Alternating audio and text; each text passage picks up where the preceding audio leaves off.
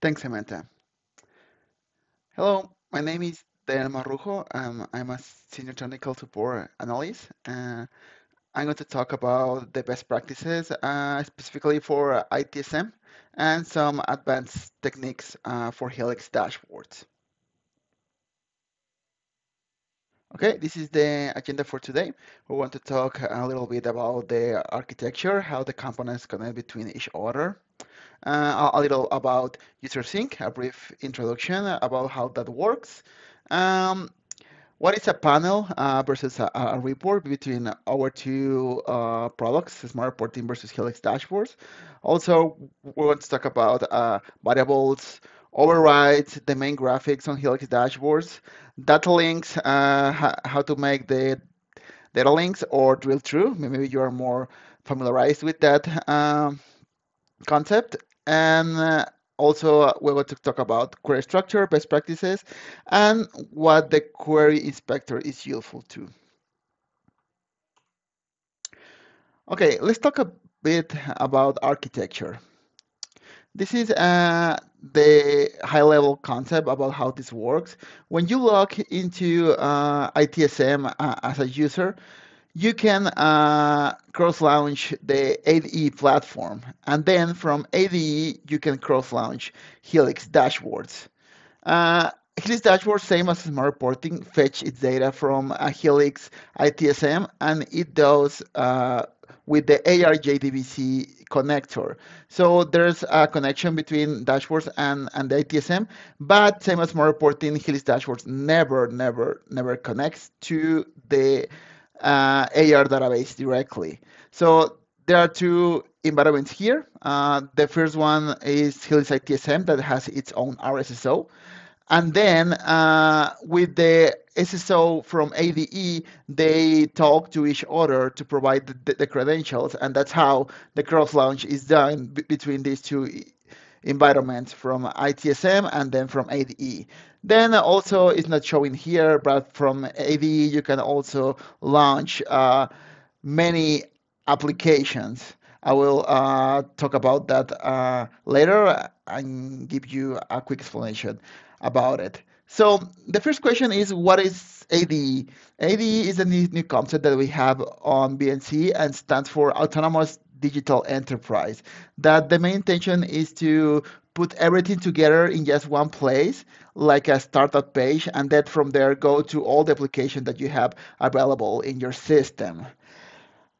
Another concept that I want to make clear is the ARJDBC connector. This is a special connector built by BMC specifically to fetch data from the AR system.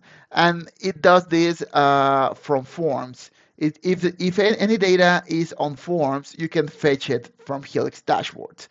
But as I said before, you cannot fetch the data directly from the AR database. It needs to have a form on AR system in order to fetch the data on dashboards. And last but not least, the concept of Grafana, that is the core product that Helix dashboards use. We integrate that product for our components and modify a little bit to work with our products.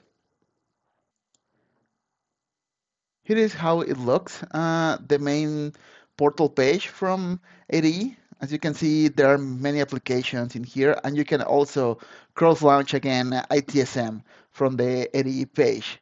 So from ITSM, you get to Portal, and from Portal, you can launch Helix dashboards.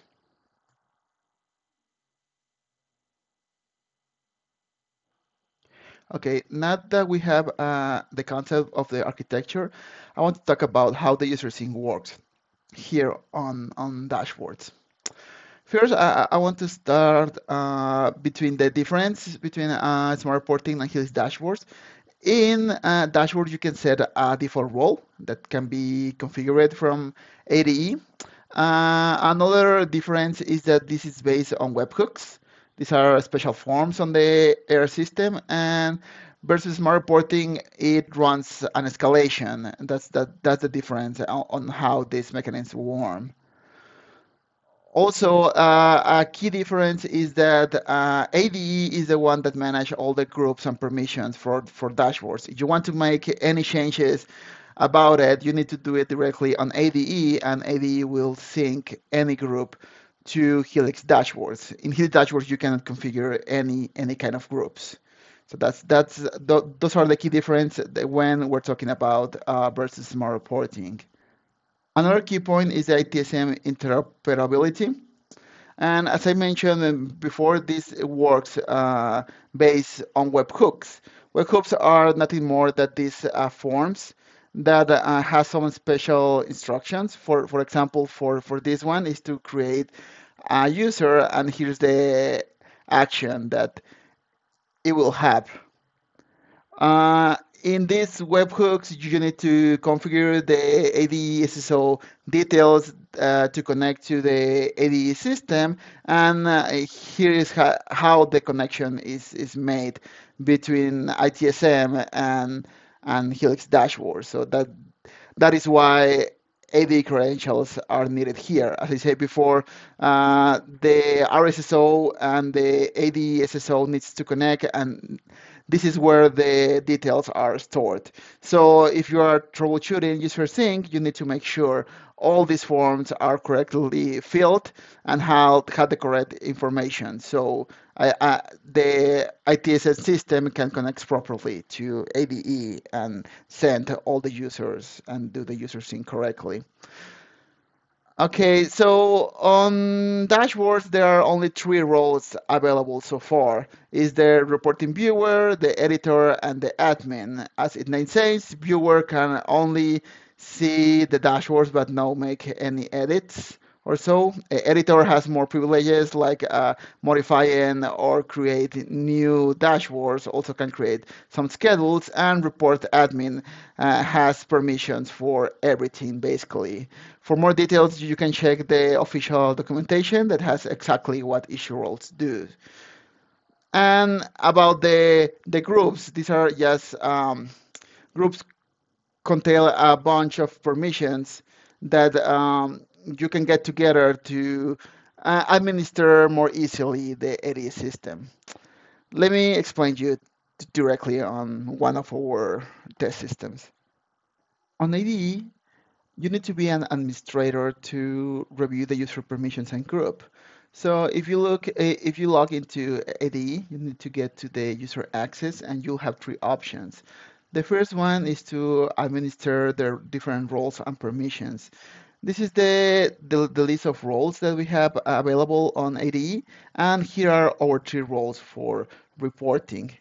You can take a look of each of the roles, like how many permissions it has, for example, and in how many groups this role is associated to, how many users actually has this role,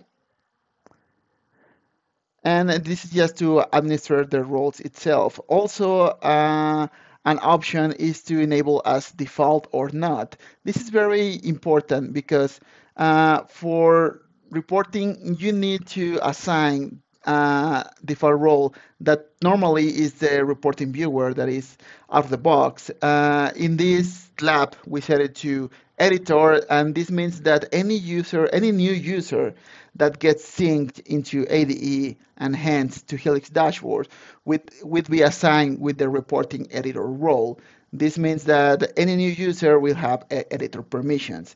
As I said before, by default, you have the report viewer by default. So this means that any user that gets synced will be able to be a reporting viewer without going manually and select that user and assign that role. And let me go to the second option. This is user groups. In user groups, as I said before, you can group any number of permissions and then just go and assign that group to any user.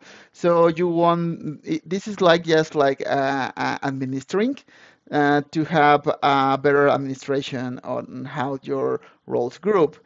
Also, you can sync them from ITSM. For example, it says in here in type, these external ITSMs are actually groups from ITSM that get synced into ADE.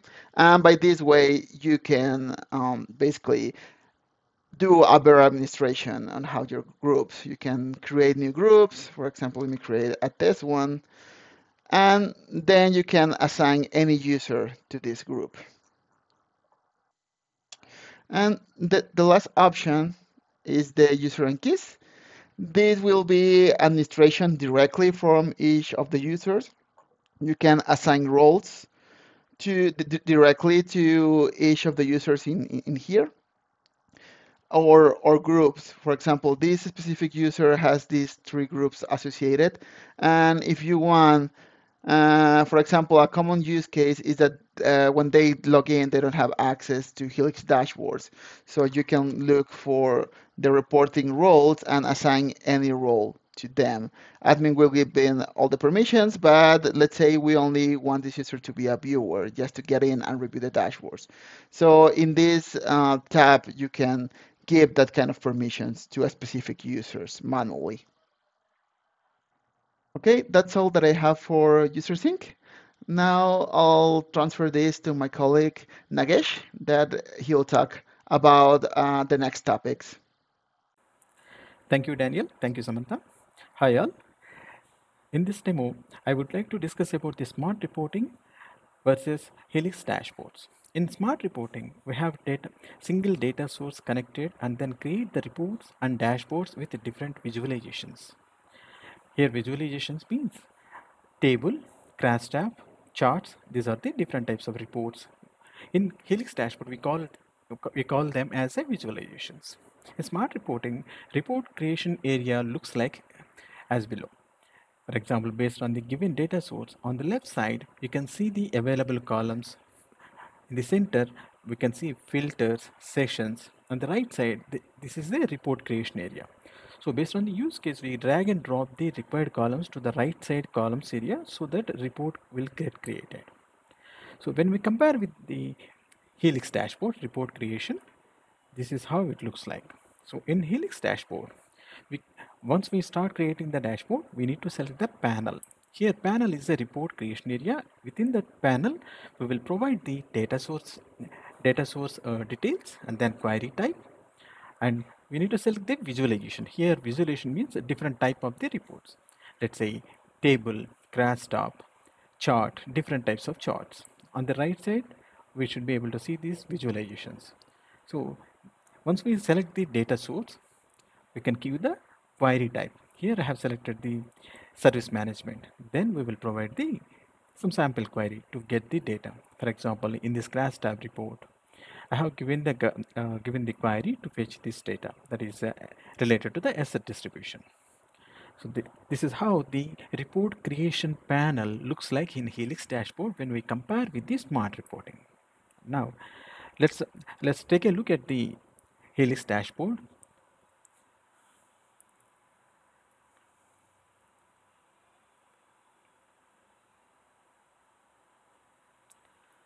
So once we log into the Helix dashboard, this is how the home page looks like.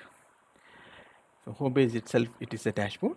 To start creating any dashboard, you need to click on the plus symbol, click on the dashboard. So as I discussed, add new panel, which means to create the dashboard, click on the new panel. So this is the report creation area. Here you need to provide the data source details.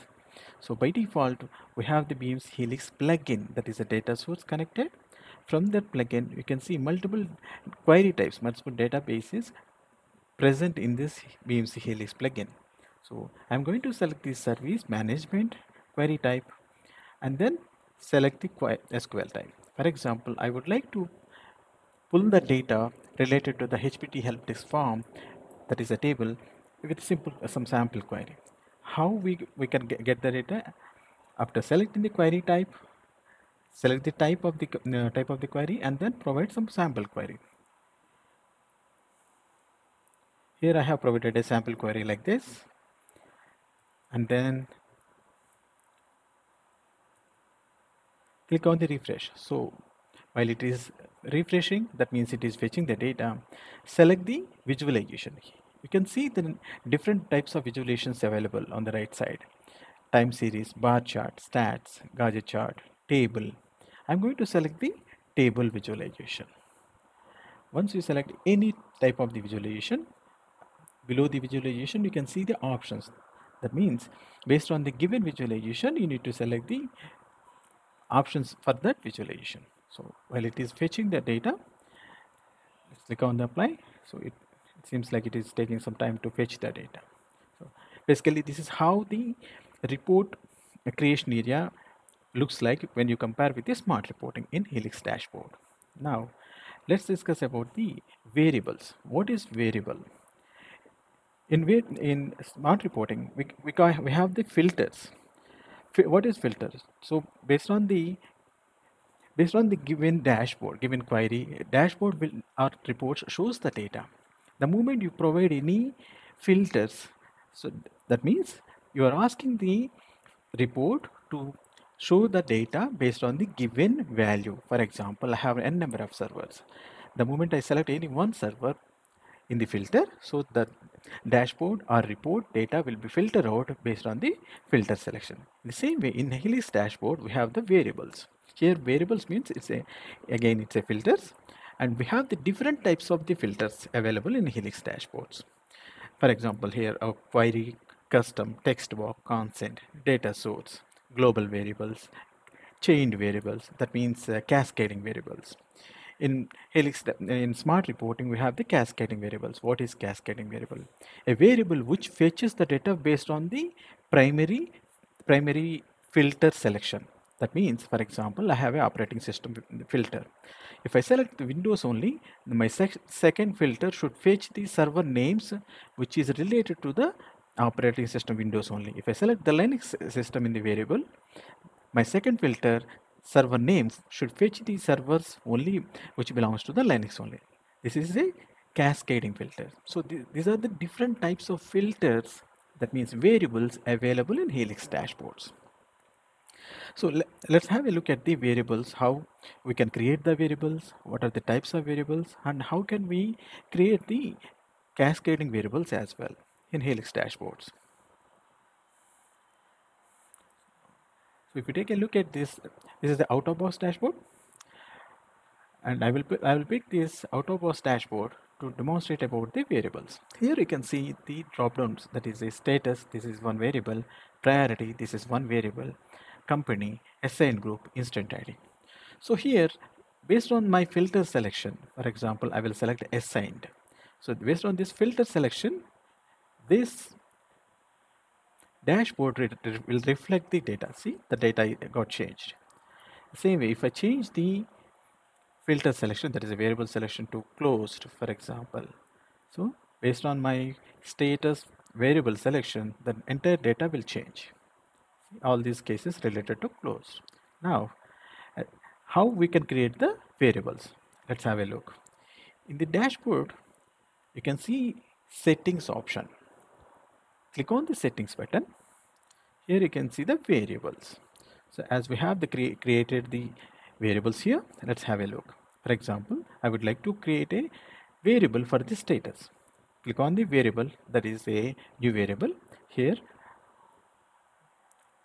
I want to create the status variable. Provide the name of the variable, label to display from the front end, whatever the name it is. And here you can see the data source is at Helix BMC Helix, and then provide the query. So take a look at this query. Select distinct HPD help desk. That means I'm asking this variable to fetch the data for the status from this table. So it will fetch the all the statuses.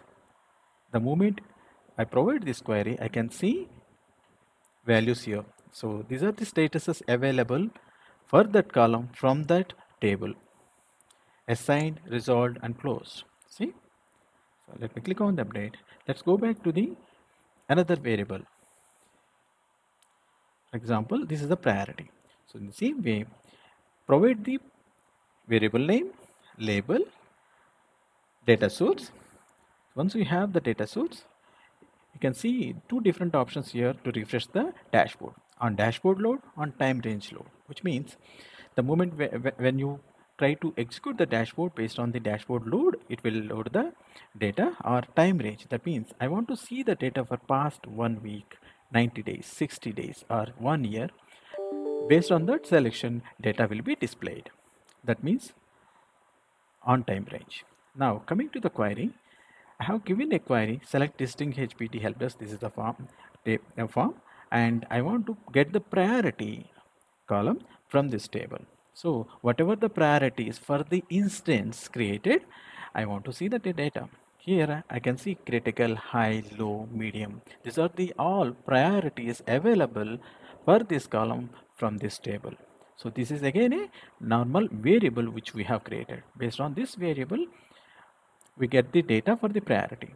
Now take a look at the cascading variable, which means cascading prompt in smart reporting. What does it mean? If I select the status open, status closed, based on that instance, for example, I have the instance closed, open, in progress. These are the status. For these instance, I want to get data based on the status. So how can I create the cascading variables? Take a look at this query.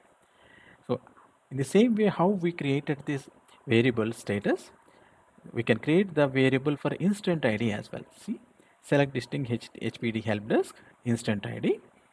Once we get that information in the where class we will provide the details.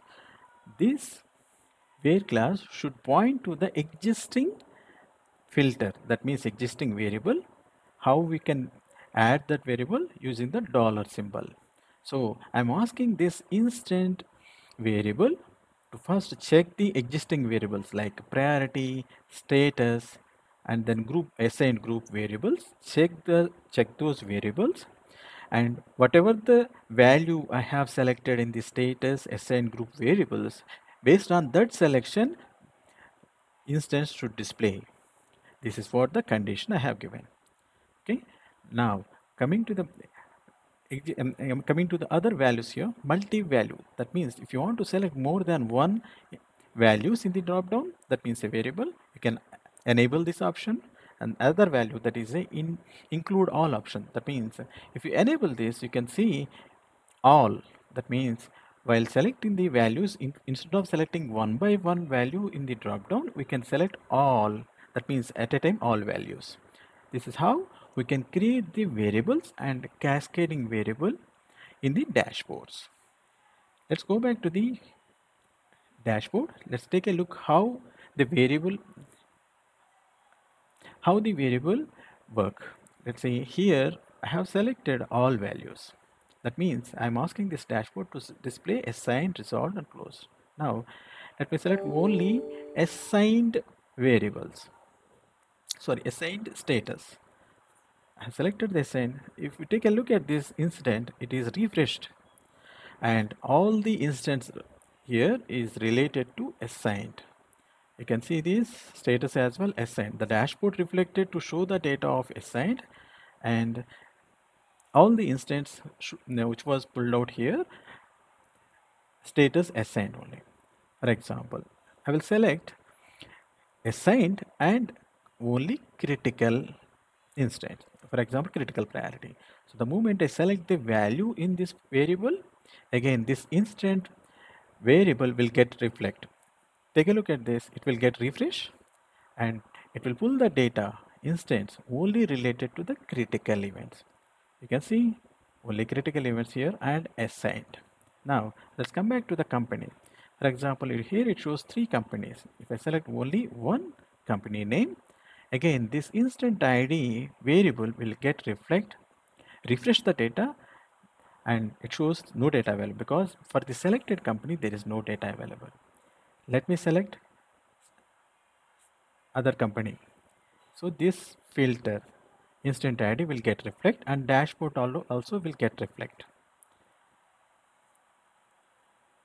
I select all, it will refresh again and fetch the data for all the instance and priority critical assigned status. I select priority high only. So these instances will also get refreshed, and this dashboard will show only high priority instance. So what does it mean? These are the variables. These are the normal variables, and this is a cascading variable, which is a chain variable. This variable will get the data based on the primary variable selections. This is what we call it as a cascading prompt in smart reporting. In dashboard world, it is a chained variables.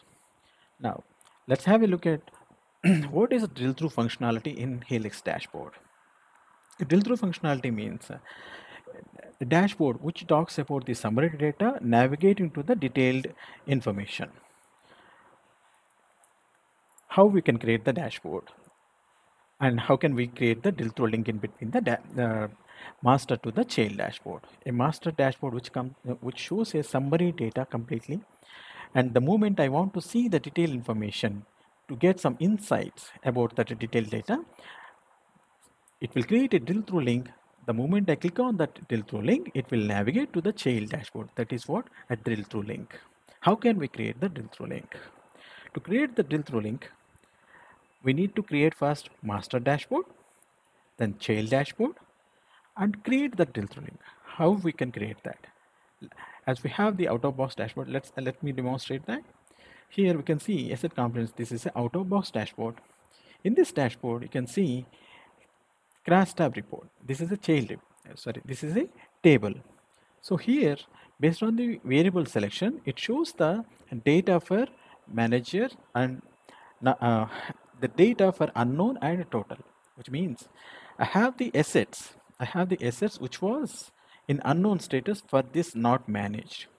Here it shows 859 records for not managed, and for other manager there are 3 records. So this is a summary data, master report.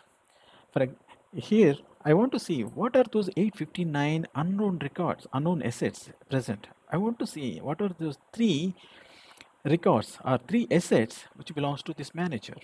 That is a detailed information. How can I see that? In this dashboard, I can see only summary data. In child report, we can see the detailed data. For example, as I mentioned, we need to create the child report first. So as this is a master dashboard, as I mentioned, and we have the another dashboard that is a child dashboard. Here, this is the child dashboard. Initially, we need to create a child dashboard, and then we need to create the drill through link.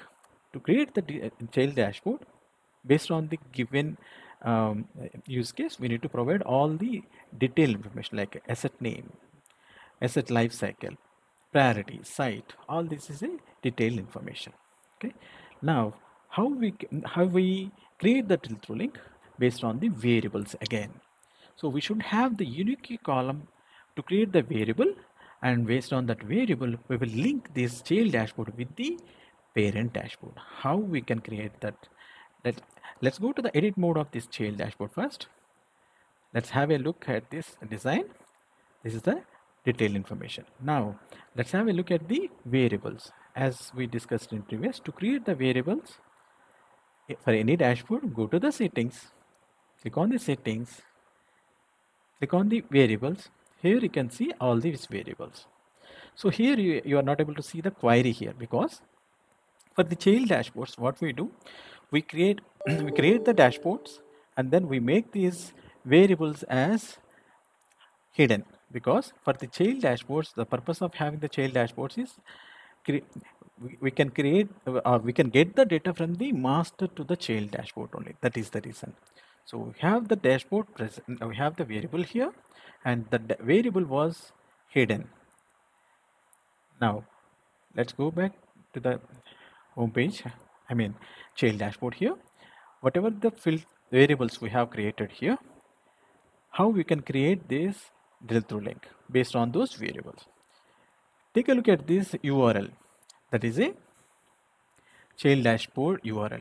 Here, this variable, sorry, this dashboard URL, it clearly shows till this is a dashboard URL, and then this is the dashboard ID. For each dashboard, we will have a unique ID. Okay. After that, you can see the dashboard name. And then you can see whatever the variables we have created, those variable values. So based on these variables values, it will get connected from the master to the child. Now, as we have this URL with us, let's go to the home master dashboard first. So here, this is a master dashboard. To which panel you want to create the drill through link? Go to the edit mode of that panel, click on the edit. Now, on the right side, you can see the options. Navigate to the add links, add data links. You can scroll down, you can see the option data links. So this data links option will allow you to provide the drill through link. Click on the add links to create the new drill through link. As we have added this drill through, let's edit, take a look at this. So here you can see the child dashboard URL.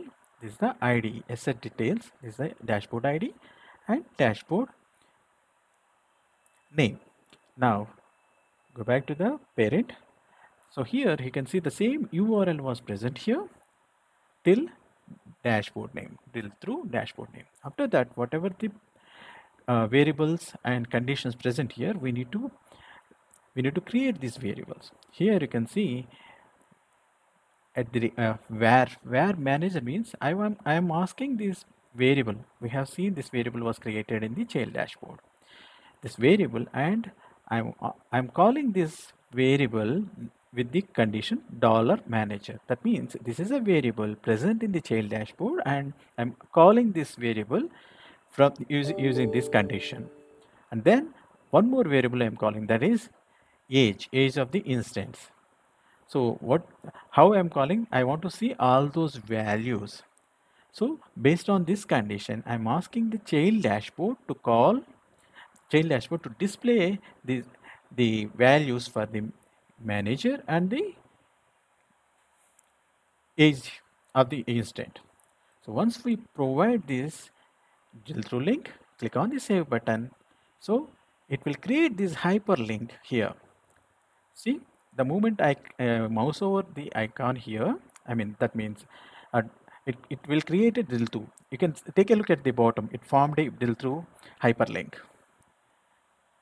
Concentrate on at the bottom. If I mouse over at the 859, that is a not managed.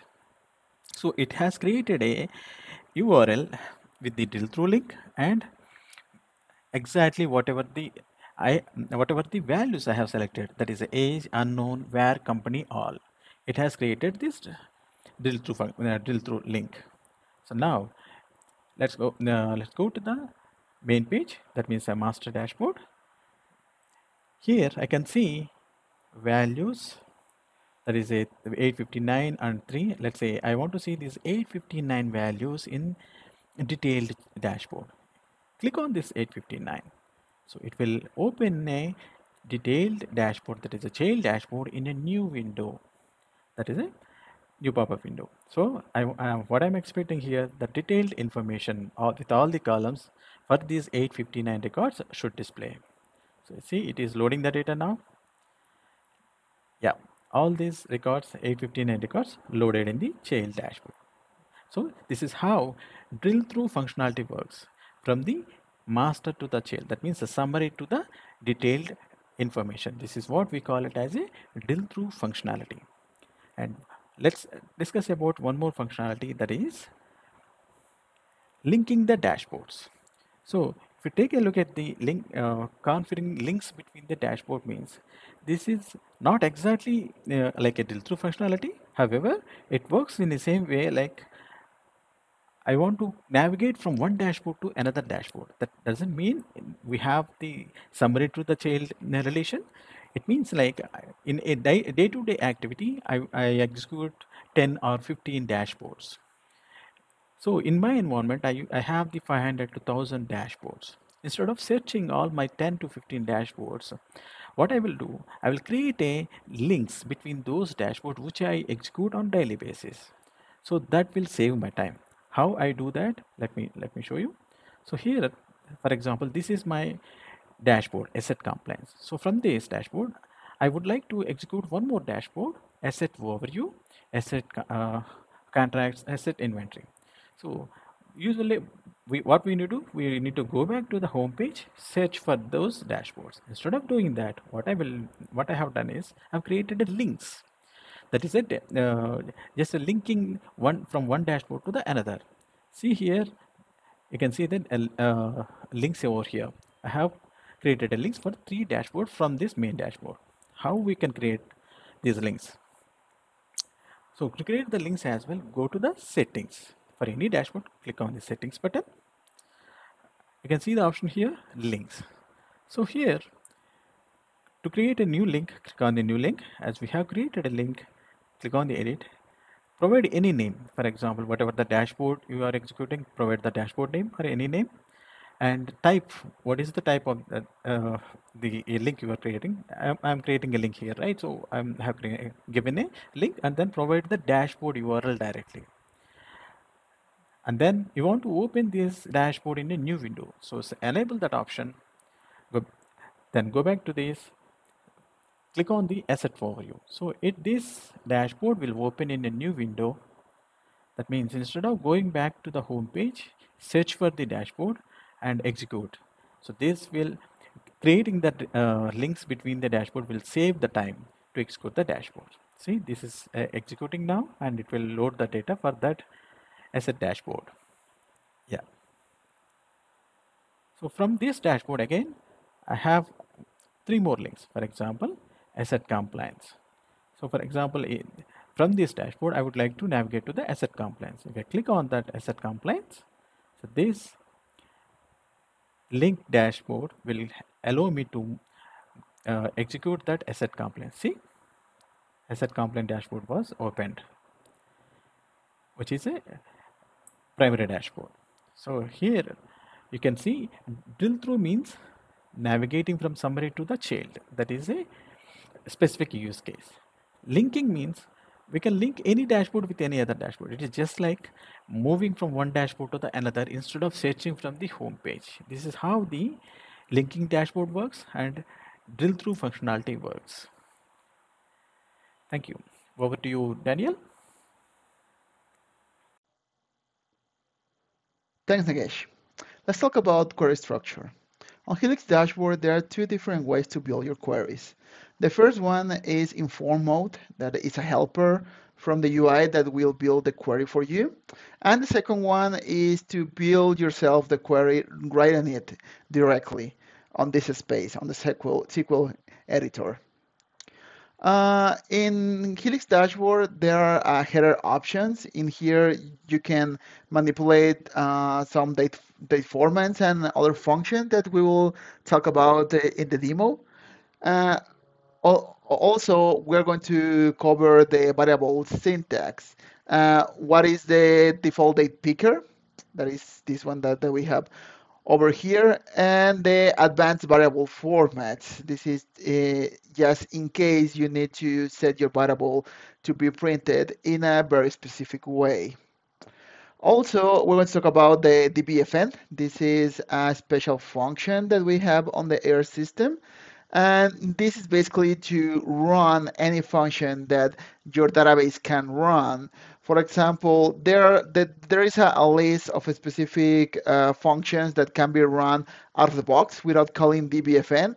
But if you need some special function that you know it exists on Postgres database or whatever your database is on the AR system, you can call it using dbfn. You need to do some steps that I'm going to go through on the demo to be able to run any function that is on the database. And last but not least, we can merge different queries in Helix dashboards. You can build different or separate queries and will be separated with the letter A, B, and C, and D, and it goes on and on and on with the X number of queries that you want to run into the same panel. Let's go to the demo. Let's build a new dashboard from scratch. Let's create new dashboard and add a new panel.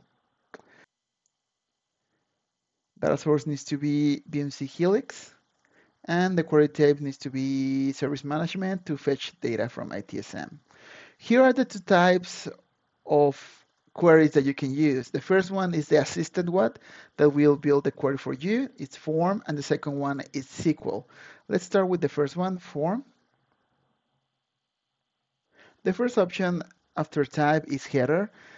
This will, you can enable or disable it, but this is to bring special options into your query, like a specific date format, the date time format that you want for your query, in which locale, this will impact the date format that you have, a specific row limit that you want for the query, a timeout, specific timeout, in case you don't want your query to run for, I don't know, further than 20 seconds or something like that, and the time zone that you are building this dashboard. By default is disable, and I recommend you to leave it like that, just and only enable it just in case you need it. Next, it comes the options. You can enable the distinct or do not include the distinct clause.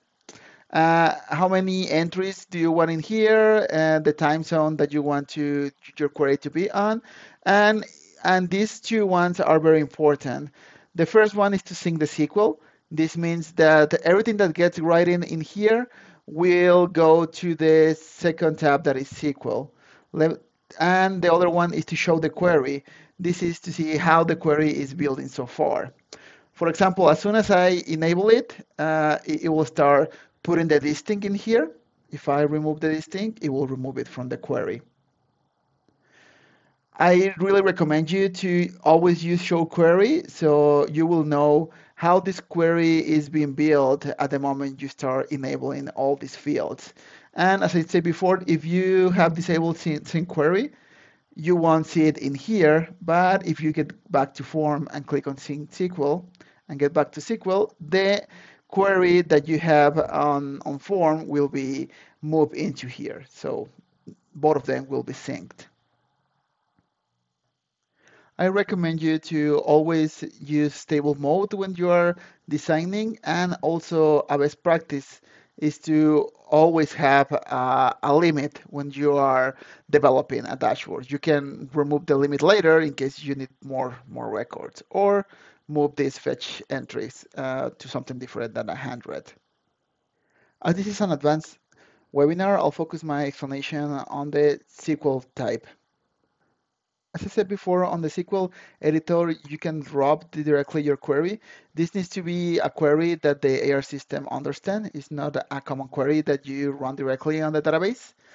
So this is one query that I already have prepared for this webinar that contains the list of users with a specific um, status and the count of those incidents.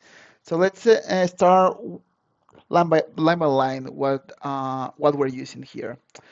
The first line says that you have a distinct clause enable in here. You're also bringing the first name, and then we are starting using dbfn. dbfn use this special syntax that it starts with the dbfn name, then it's separated by commas. In this case, I'm using the upper operator that Postgres databases use, and I'm trying to do an upper on the first name. In order to use dbfn, first you need to define your functions on this specific form. In this form, you can see all the available functions that are included on your system, and if your function is not in here, you will need to add it. You can refer to the official documentation so you can have a guide about how to add a new function that your database actually supports. So if your function is already in here, like upper, you can use it on dbfn. Okay, so we review that upper actually exists on the form, so we can go ahead and use it. The syntax is starting with dbfn, the name of the function, and to which field you are applying this function. And then you can use the as operator to put a name to this specific field. Then just for, I also add the status field, and a count of the incidents. You can use the count operator. This counts from off the box. You don't need to use the dbfn. This is one of the many functions that comes into Helix dashboard without the need of use dbfn. You can review the list of them in the official documentation. Also, something that I want to show you is how to use this date picker. By default, if you don't put it in the work clause, this date picker won't do anything. In order to use her, you need to use this specific syntax. For example, in the work clause, we're saying that this field submit date needs to be uh, above the from statement. This is the syntax to pick the date picker. And also, it's like doing a between. It goes from here, submit date greater than, and this means that it will pick the date from here, is this part specifically. And from here to here, this is the syntax from the to. The key parts are using the from and the to. This will say to Helix dashboard to pick the data from the date picker. And we divide it by 1,000 because the data counts on milliseconds. They will make it understandable and will make it work. And because we added a count in here, we need to use a group by. If not, we'll get into an error and we won't fetch the data correctly. So let me change this, for example, to last 7 days, and you will see the data will change. But if you don't set the word statement correctly, the date picker won't consider any change that you did in here. Let me also show you the syntax for the variables and the advanced variable format. For testing purposes, let me create a new variable. This is for assign group. Put group in here. And now let's call it in a word statement. To call a variable, you need to use the $sign and then the name of the variable that you set on the variable name. In this case, is group. And this will transfer wherever you have on the selection to the actual query. To have a better way to look it, you can go to the query inspector, refresh the query, and this is how the variable is acting directly on the query. As you can see in here, the variable is replaced with the 4 elements that are actually on the variable because we select all. Let's say you need your variable to be in a specific format at the end of the query. So in Grafana, you can set different options. For example, we have the CSV. So the result will look like this, and the syntax is to do it like this. You need to append a colon and CSV to specify that all the fields that are on the variable you need it on CSV format. There are different kind of formats like double quote, graphite, on JSON form, Lucene, percentage, etc., that you can use to have a different result, or in case it is really needed like that. For this example, let's use double quote. Let me go to the query inspector so you can see the difference. As you can see now, each of the variables are capsulated in double quotes because we specified that in here. This is just in case you need it. Recently, we have an issue where a field has both numeric and text values. So we get that error that the query was not correctly built. This was because the numeric values will not quoted while the text value was. So to solve this issue, we add this advanced function to have single quotes, and this forces the query to even the numeric values to be quoted. You can use any syntax according to your use cases, but this is one of the recent use cases that we work on. Now let me show you how to merge different queries into a single one. So for this specific purpose, let's hard code one of the variables. Let's put service desk in this first one to get only the values from service desk. And let's copy all this query into a new one. You can add a different query by clicking in here. It will name as query B. We need to select again service management and go into SQL mode and paste the same query. But now let's say we want to append also the ones that are on application. We have the first query and the results of the second query.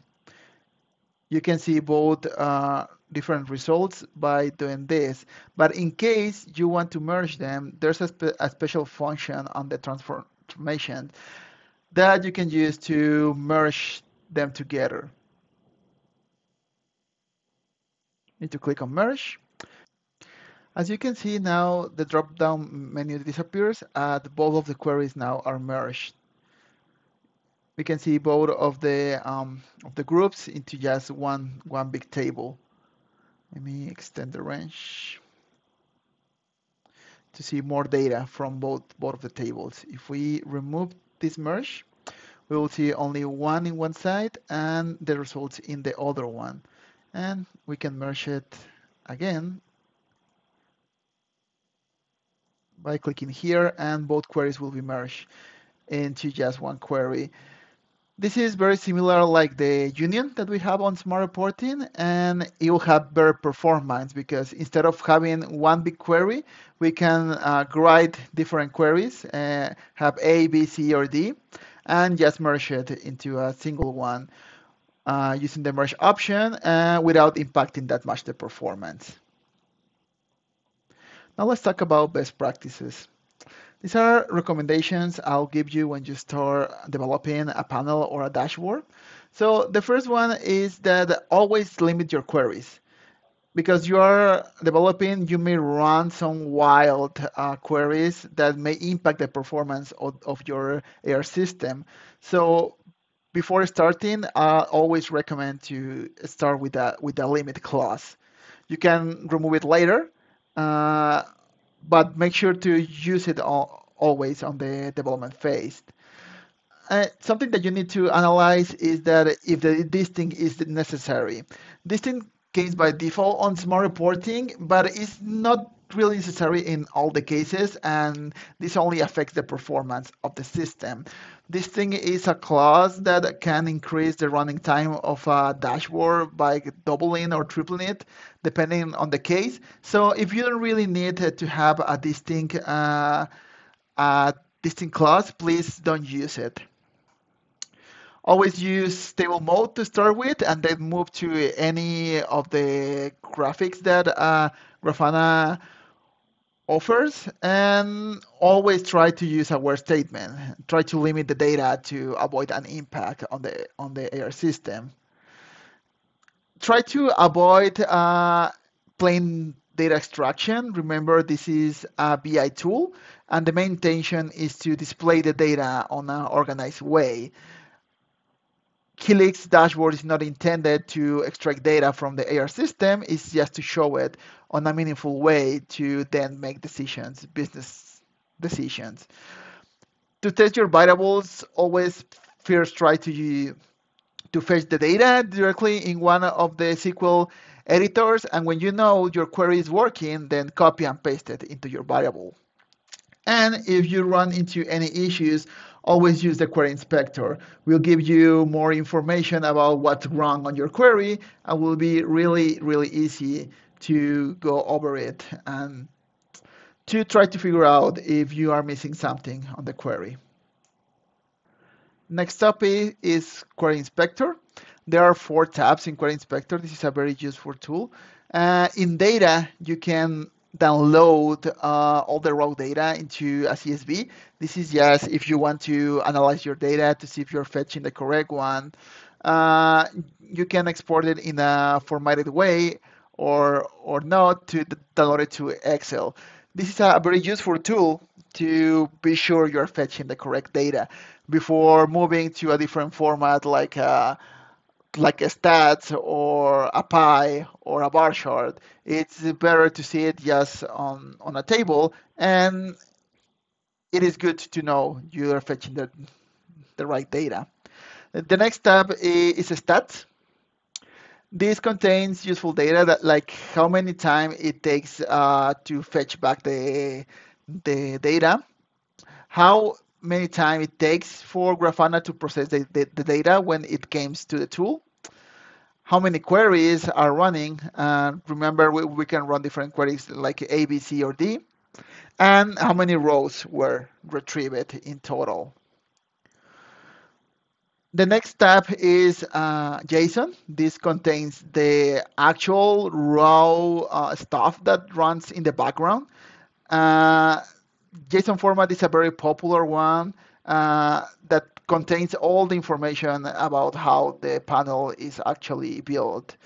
This is a very advanced function, and actually, when you are um, exporting your dashboard exports on JSON because it contains all the information needed to then get imported into another system. And the last tab that is the most used one is a query that contains exactly how the query is going into the AR system, and if you have any issue, what the AR system is responding. If you have any AR error or anything like that, will be shown on this query tab. That's all that I have. I really wish you enjoyed this webinar and see you on the next one. Thank you.